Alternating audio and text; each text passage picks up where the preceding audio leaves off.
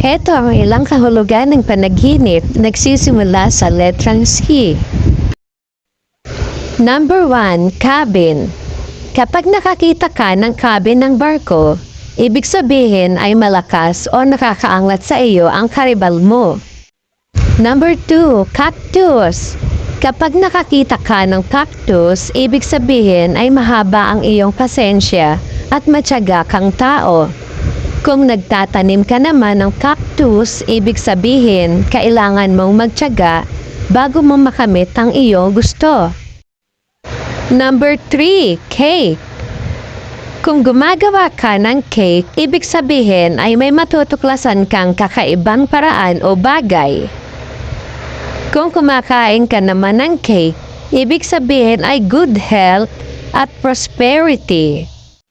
Kapag napanaginipan ng pancake o hot cake, nagpapahiwatig ito ng katatagan ng kinabukasan. Ang mga mamanahin at bahay ay mapupunta sa nanaginip.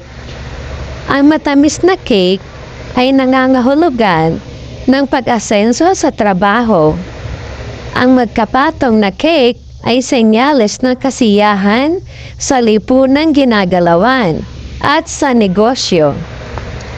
Kapag babae ang nanaginip sa kanyang wedding cake, ito ay bad luck. Ang makapal na icing sa cake ay nangangahulugan ng mga masasayang araw. Number 4, camel. Kung nakasakay ka, nangangahulugang malayo at matagal lang iyong magiging paglalakbay. Ang camel ay simbolo ng magandang kapalaran. Number 5, camera. Hindi ka masaya sa kasalukuyang buhay mo. Number 6, campus. Kapag naglalakad sa campus at may kasamang hindi kabaro, nangangahulugang ito ng di pagkakasundo pagkatapos makasal. Number 7, cancer. Kapag napanaginipan ang sakit na ito, magkakaroon ng improvement sa iyong kalusugan. Number 8, canvas. Ibig sabihin ay nagbabalak kang magpatayo ng isang bahay. 9, carnival. Kapag ikaw ang nasa carnival, ibig sabihin ay maraming bisita ang darating sa inyong bahay.